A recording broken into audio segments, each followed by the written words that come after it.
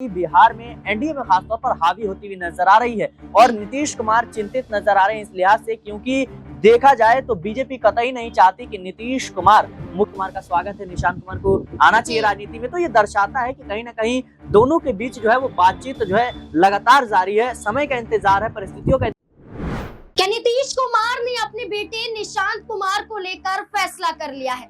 क्या भारतीय जनता पार्टी को आखिरी चैलेंज नीतीश कुमार ने दे दिया है? अगर भारतीय जनता पार्टी सहमत नहीं तो नीतीश कुमार अपने बेटे निशांत कुमार संग बड़ा फैसला बिहार में चुनाव से पहले ले सकते हैं। आरजेडी की तरफ से निशांत कुमार का समर्थन, लालू प्रसाद यादव, तेज प्रताप यादव और तेजस्वी यादव का सम्मान करना और ऑफर देना कि आरजेडी के साथ आएंगे तो बिहार में फिर से सत्ता पाएंगे। क्या नीतीश कुमार अब फैसला लेने के लिए विवश हो जाएंगे? क्या बिहार की राजनीति में नीतीश कुमार ने जो कहा था कि मरते दम तक एनडीए का साथ नहीं छोड़ूंगा, वही नीतीश कुमार लगभग 6 से 7 बार पलटी मार चुके हैं। इससे ज्यादा भी नीतीश कुमार देखे जा चुके होंगे, कभी इधर तो कभी उधर। तो क्या ऐसे में बिहार विधानसभा चुनाव से पहले नीतीश कुमार भारतीय जनता पार्टी के खिलाफ जाएंगे? क्या नीतीश कुमार ने ठान ली है कि एकनाथ शिंदे जैसा हाल मैं अपना नहीं होने दूंगा, मुख्यमंत्री तो मैं या मेरा बेटा बनकर रहेगा? इस वक्त बिहार की राजनीति में नीतीश कुमार को लेकर चर्चाएं तेज हैं कि वो अस्वस्थ हैं। अस्वस्थ होने के कारण उनके बेटे निशांत कुमार उनके जिम्मेदारियों को संभाले बैठे हैं। ऐसे में जिम्मेदारियों को ही संभालेंगे या सीएम पद को भी संभालते हुए नजर आएंगे? बिहार में विधानसभा चुनाव से पहले निशांत कुमार के मुख्यमंत्री बनने को लेकर, मुख्यमंत्री चेहरा बनने को लेकर एक बड़ा फैसला नीतीश कुमार विधायकों संग करने वाले हैं, क्योंकि भारतीय जनता पार्टी असहमत नीतीश कुमार के चेहरे पर नजर आ रही है। ऐसे में कई सवाल बिहार की राजनीति से खड़े हो जाते हैं कि आखिरकार क्या नीतीश कुमार का एक फैसला भारतीय जनता पार्टी की नींव को हिला देगा? क्या नीतीश कुमार का एक फैसला एक नया चेहरा और उत्तराधिकारी बनाना क्या भारतीय जनता पार्टी को चुनाव हरा देगा? सिराज मेरे साथ, मेरे सहयोगी सिराज, आप बिहार की राजनीति पे लगातार चर्चा करते रहते हैं। निशांत कुमार को लेकर अगर हम बात करें तो भारतीय जनता पार्टी की तरफ से कोई भी समर्थन नहीं मिलता है और नीतीश कुमार के सीएम चेहरे को लेकर भारतीय जनता पार्टी के प्रदेश अध्यक्ष हो या भारतीय जनता पार्टी से केंद्रीय गृह मंत्री अमित शाह हो, ये बयान देते हैं कि चुनाव नीतीश कुमार के चेहरे पर लड़ा जाएगा, लेकिन चुनाव के बाद सीएम कौन होगा ये हम तय नहीं कर पाएंगे, संसदीय बोर्ड ये फैसला करेगा। क्या नीतीश कुमार के खिलाफ भारतीय जनता पार्टी जा रही है? जाहिर सी बात है नाज़मीन कि नीतीश कुमार के खिलाफ लंबे समय से कहीं ना कहीं जो असमंजस की स्थिति है वो साफ तौर पर देखी जा सकती है। जिस तरीके से भारतीय जनता पार्टी ने विधायक ज्यादा होने के बावजूद मुख्यमंत्री की कुर्सी कहीं ना कहीं नीतीश कुमार को दी, ऐसे में सवाल उठ रहे थे कि भारतीय जनता पार्टी ने इतनी आसानी से क्यों नीतीश कुमार को समर्थन दे दिया। लेकिन यही वो जरिया है जिसके जरिए कहीं ना कहीं भारतीय जनता पार्टी बिहार में अपना विस्तार करना चाहती है। नीतीश कुमार के सहारे वो सत्ता में आई, उसके बाद हम सबने देखा कि किस तरीके से हाल ही में उनके साथ जो विधायक है वो मंत्री बन जाते हैं और इन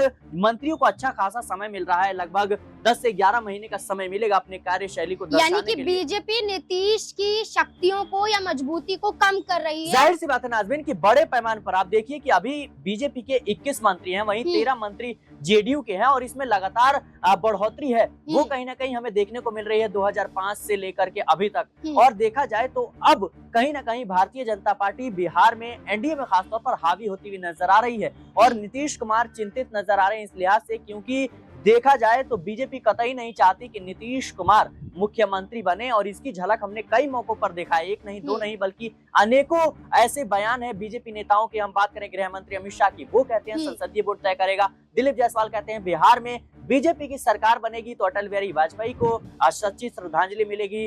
गिरिराज सिंह कहते हैं कि नीतीश कुमार को भारत रत्न दे देना चाहिए। सवाल ये है कि क्या ये तमाम नेता नीतीश कुमार को ठिकाने लगाने की तैयारी कर रहे हैं? विपक्ष की तरफ से लगातार दावे किए जा रहे हैं कि नीतीश कुमार की जो पार्टी है उसको हथियाने की बीजेपी तैयारी कर रही है, नीतीश कुमार के सांसदों को तोड़ने की यानी कि तेजस्वी यादव ने कहा था कि हाईजैक हो चुकी है जेडीयू और नीतीश कुमार को हाईजैक जो किया गया है वो बीजेपी कर रही है। क्या ये बात नीतीश कुमार को मालूम हो चुकी है, इसलिए दिल्ली में शपथ ग्रहण समारोह के न्योते को ठुकरा देते हैं नीतीश कुमार, और बिहार में देखा जाए तो भारतीय जनता पार्टी के कार्यक्रमों से दूरी बना रहे हैं।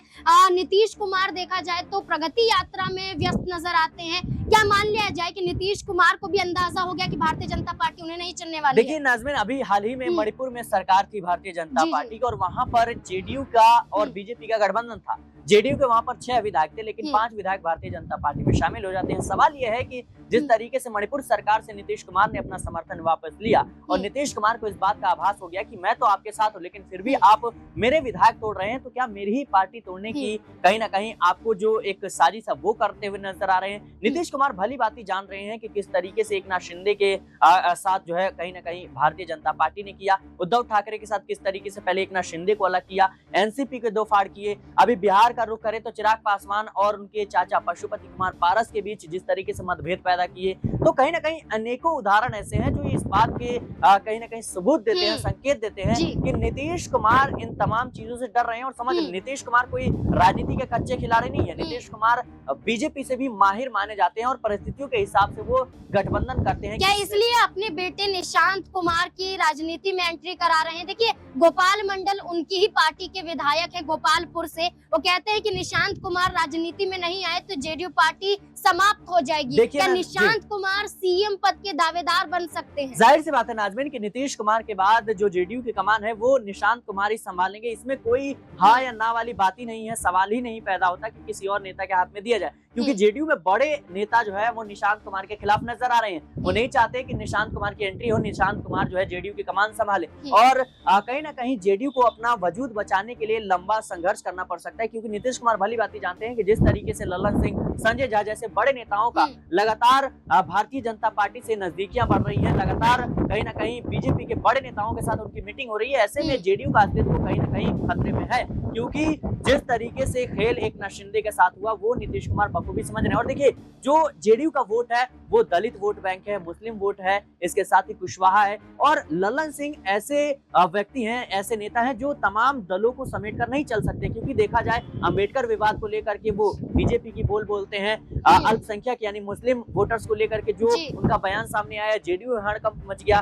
वक्फ संशोधन बिल को लेकर ललन सिंह का जो स्क्रिप्ट है वो कहीं ना कहीं देखने को मिला। तो ये तमाम ऐसी चीजें हैं जो दर्शाता है कि ललन सिंह जो है पार्टी को बिल्कुल भी नहीं संभाल सकते, और यही वो बड़ी वजह है। देखिए, उनका जो ललन सिंह का रवैया है वो छोटे नेता या फिर विधायकों के प्रति उतना सही नहीं है। ये आरोप उनके ऊपर लंबे समय से लगते रहे हैं। जब आरजेडी और जेडीयू का गठबंधन था उस वक्त भी लालू परिवार से वो नजदीकियां बढ़ा रहे थे। अब बीजेपी और जेडीयू का गठबंधन है तो बीजेपी नेताओं से मुलाकात कर रहे हैं। लालू प्रसाद यादव से नजदीकियां नीतीश कुमार बढ़ाएंगे? क्योंकि नीतीश कुमार के बेटे निशांत ने ही कहा था कि लालू प्रसाद यादव हमारे अंकल है, करीबी रिश्ता है हमारा। तेजस्वी यादव ऑफर दे रहे हैं, तो क्या बीजेपी की चालाकियों को भांपते हुए क्या निशांत कुमार अपने पिता संग आरजेडी से हाथ मिला सकते हैं? देखिए नाज़मीन, भले ही नीतीश कुमार इस वक्त भारतीय जनता पार्टी के साथ हैं, लेकिन लालू और नीतीश की कभी दोस्ती टूटी ही नहीं थी। ये एक दूसरे से कभी अलग हुए ही नहीं थे। भले ही राजनीतिक लिहाज से ये अलग है, लेकिन अभी भी बीजेपी इस बात को बखूबी समझती है। और देखिए, इसका प्रमाण ये है कि राजनीतिक रूप से देखा जाए तो छात्र राजनीति में लालू और नीतीश एक साथ ही रहे, लेकिन कहीं ना कहीं जो हाल ही में निशांत कुमार का बयान सामने आया कि लालू हमारे अंकल हैं, वो हमारे पिता के पुराने दोस्त हैं, छात्र राजनीति से वो साथ में है, तो ये दर्शाता है। इधर तेजस्वी यादव कह रहे हैं कि निशांत कुमार का स्वागत है, निशांत कुमार को आना चाहिए राजनीति में, तो ये दर्शाता है कि कहीं ना कहीं दोनों के बीच जो है वो बातचीत जो है लगातार जारी है। समय का इंतजार है, परिस्थितियों का इंतजार है। बीजेपी अगर कुछ तगड़ा खेल करने की तैयारी करती है तो नीतीश कुमार भी कच्चे खिलाड़ी नहीं है, वो भी खेला कर सकते हैं। देखिए, बिल्कुल विधानसभा में एक बड़ी तस्वीर देखने को मिली थी जब तेजस्वी यादव और नीतीश कुमार इशारों में बात कर रहे थे। नीतीश कुमार तेजस्वी यादव से हालचाल पूछते हुए नजर आए थे, तेजस्वी यादव मुस्कुराते हुए नजर आए थे। तो ये तो संकेत है बिहार की राजनीति में कि नीतीश कुमार तैयार हैं तेजस्वी यादव के साथ जाने के लिए। अब देखना होगा कि बिहार विधानसभा चुनाव से पहले क्या वाकई नीतीश कुमार ये फैसला लेने वाले हैं, और क्या इसका जरिया उनके बेटे निशांत कुमार होंगे। आपको क्या लगता है इस पूरे मुद्दे को लेकर? अपनी राय कमेंट सेक्शन में जरूर दें। देखते रहे SPN9 न्यूज। धन्यवाद।